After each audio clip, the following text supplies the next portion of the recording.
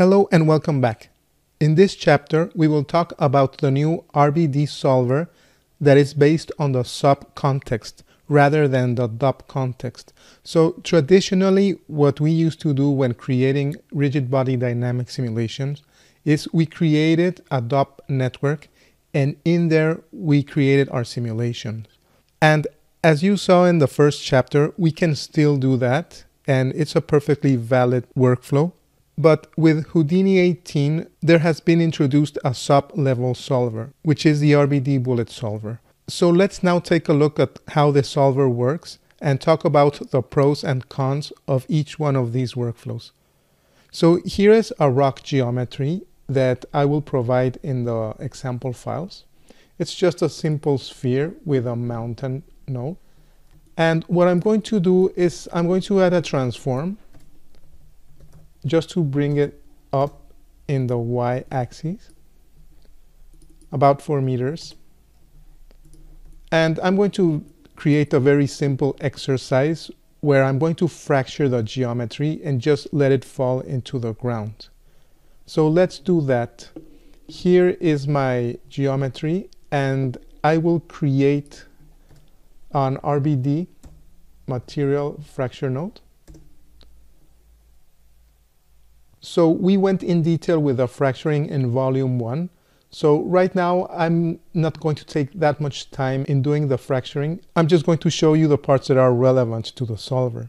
So just make sure to flag the RBD material fracture so it activates and it cooks. Another thing that we talked about in volume 1 is the new RBD exploded view. I'm going to connect an exploded view just below my RBD material fracture. And remember, we talked about this node generating constraints. We will talk about the constraints in future lessons, as mentioned before. So you can click here and show constraints, or you can click here and show convex holes. So a very important feature that comes with the RBD material fracture node is the ability to generate low resolution geometry and high resolution geometry. Usually you will have the high resolution geometry on the first output, then you will have your constraints in the second output, and on the third output you will have the low resolution geometry. So let me show you that real quick. I'm going to create some interior detail on the rock. So let's go to the chipping. Actually, I'm going to add chipping and interior detail. I'm going to add both. So let's add the interior detail first. And for now, let me turn off proxy geometry, convex holes, and I will also turn off show constraints.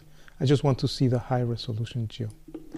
So I will zoom into the edges so you can see all this new detail that has been created, which is very nice. I really like this jagged edges that break the Voronoi pattern.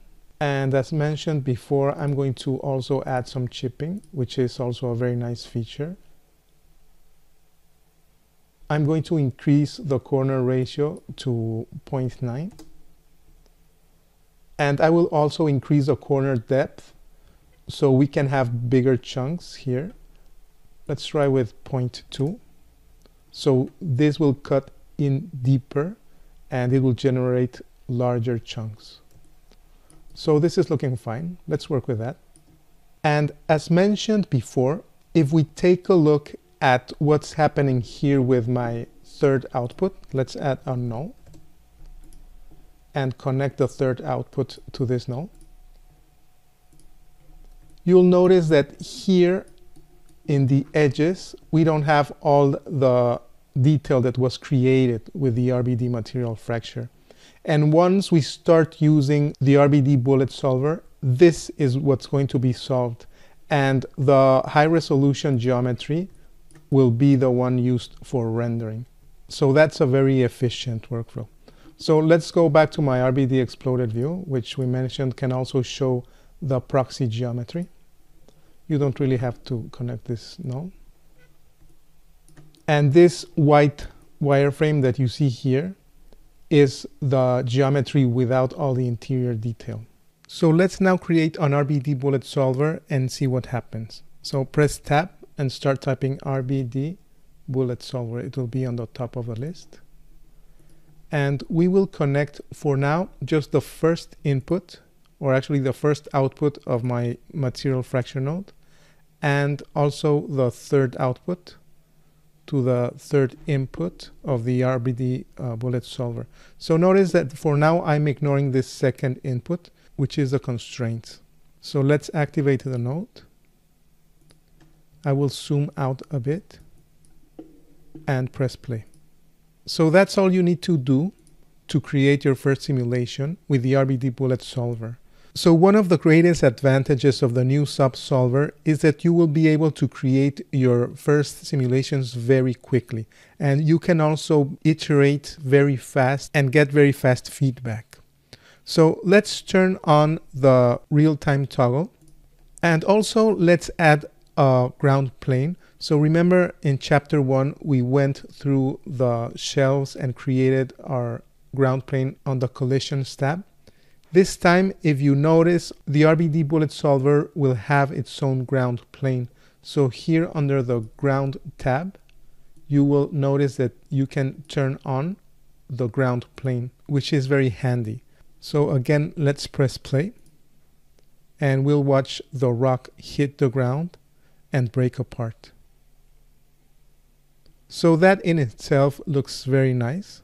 Of course, there's a lot of things that we can do, but as a starting point, you can see your results very fast. So one thing that we did for now, and of course you wouldn't normally do, is ignore this second input.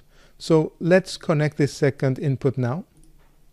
And again, just in case you missed it, I'll press Y and cut these connections. You can connect all three outputs by shift clicking one by one and then connecting them all together into the first input of your RBD solver.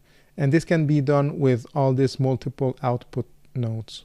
So now that the constraints are connected to the solver, let's press play. And you'll notice how the pieces are holding together and only a few of the pieces are breaking apart. And these are the constraints that are being broken. So just remember, if for some reason you don't want to use the constraints, you can always disconnect the second input.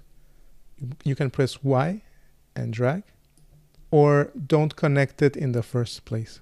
So that's all you need to do to create your first simulation. In the next video, we'll talk about some important properties of the RBD bullet solver, and we'll take a more in-depth look into fracturing properties and constraints.